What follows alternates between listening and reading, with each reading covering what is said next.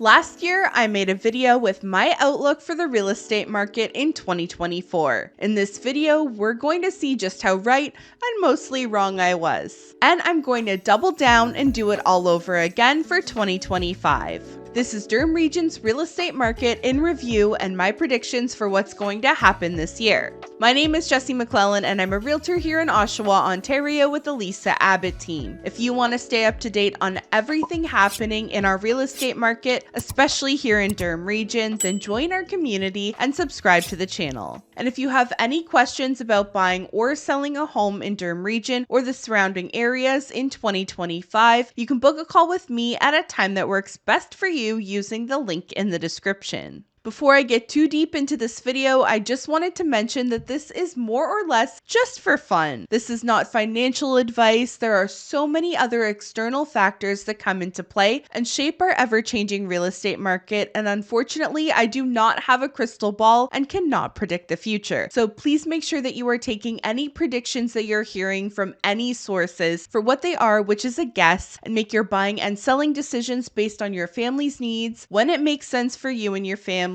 to fit your lifestyle and financial capacity. And please leave me a comment below with your predictions. I would love to know what you think is going to happen this year.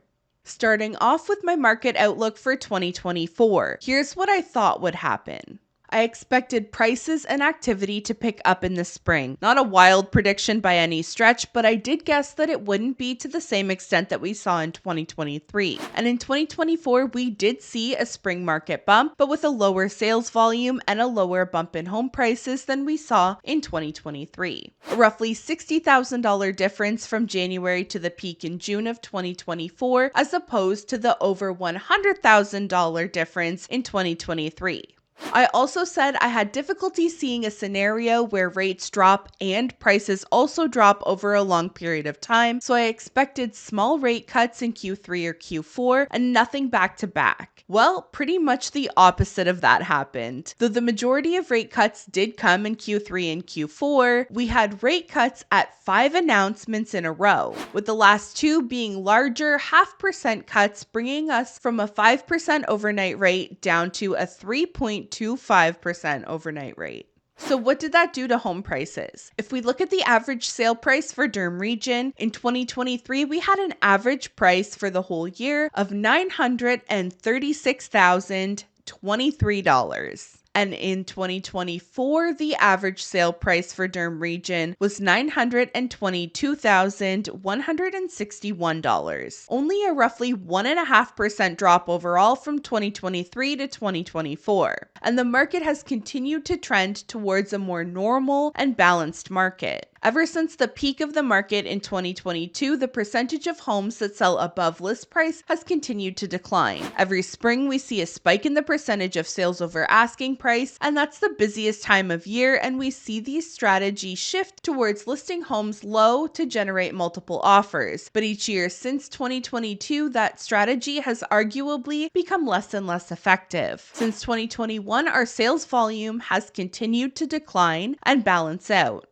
During that same period, the chart for new listings looks relatively balanced, and we ended 2024 with about 2,300 more listings than we saw over the course of the year in 2023. The first week of January is off to a hot start for new listings, surpassing the first week of previous years, while sales are off to a relatively slow start. And another stat I found really interesting was listing turnover and how many homes that were listed in a given month were later terminated and taken off the market, along with how many of those listings sold in the first week, 2 weeks, and so on. So if I scroll down to 2021 and 2022 stats, we had a very low percentage of listings being taken off the market and a very high number of homes that sold within the first week. And if you scroll up to 2024, you can see that those numbers nearly flipped. Very few homes were selling within the first week, even during our spring market in 2024. But the number of homes being taken off the market was near or over 50% for more than half of the year.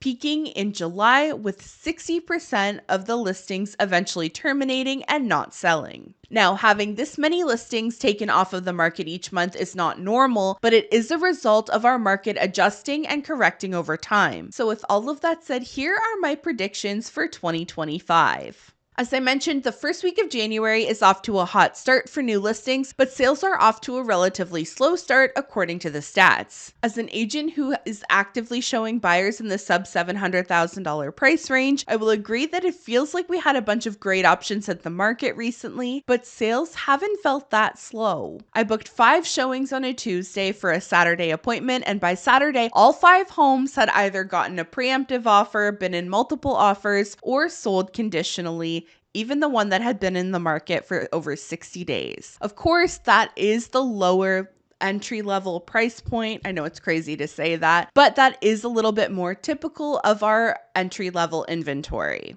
With that being said, I think we're going to see activity pick up early this year. I think we may see the spring market hit earlier than usual. I wouldn't be surprised if February really starts to kick it off. I've already had a number of clients, both buyers and sellers, start reaching out to me once the new year turned over to start preparing for their sale or purchase. It might be a boring answer, but I think we're going to stick to a lot of the same trends and move mostly flat. We'll see the activity bump in the spring along with a bump in home prices, but I think it will be close to or a little bit less than we saw last year. I think the number of homes that will sell above asking will be less than it was last spring, but still probably get up to the 50% range during the spring market. If all of that happens and we don't see activity or prices surpass the peaks of last year, we'll probably see a lot of terminated listings again in the summer like we did the past year. But I don't think we're going to see a really big increase or decrease to prices. I personally think we'll probably have another relatively flat year ahead of us.